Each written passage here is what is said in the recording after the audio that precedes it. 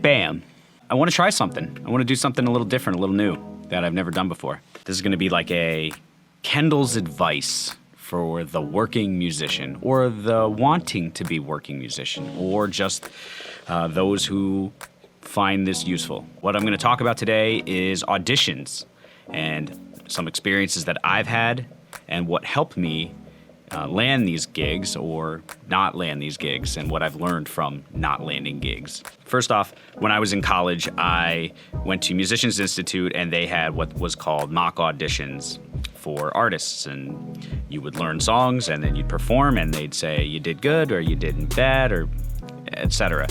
And I was exposed very early on, being in the pressure cooker, where they're judging every little thing that you do.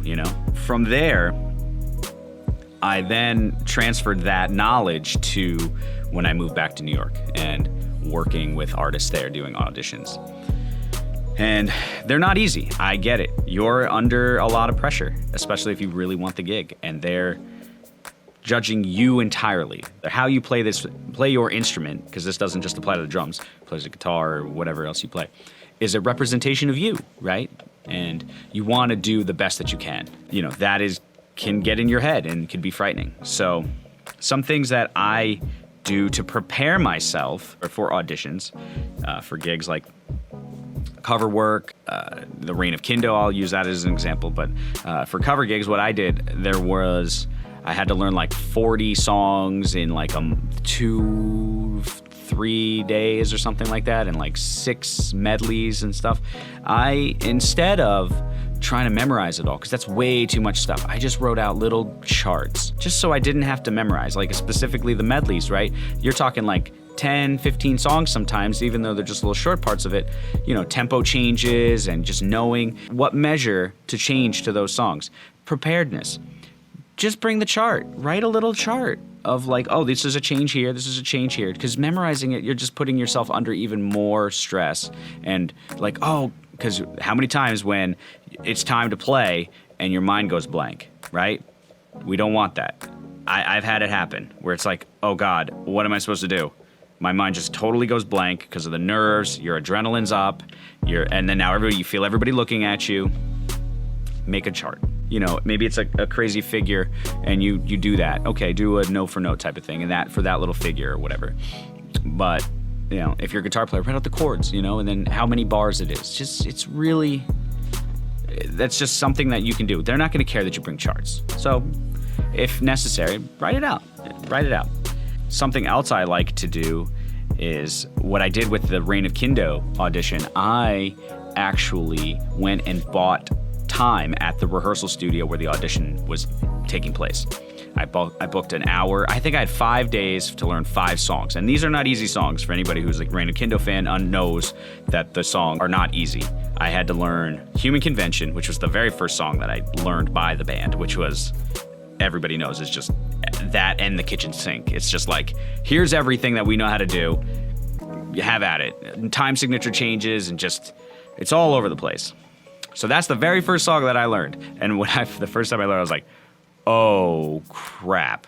The first time I listened to it, I was like, fuck, I'm in for a ride. And I didn't write any charts out for this or notation. I just memorized it because I played them probably every single day. Like every song, I took basically every day. I was just like, this song, then this song, then this song. And I just, up until the day of the audition, I then booked about an hour. I think it cost me like $20, maybe $30 for an hour. Maybe it was 2 hours. I think it was maybe 2 hours, but just, it was my last opportunity.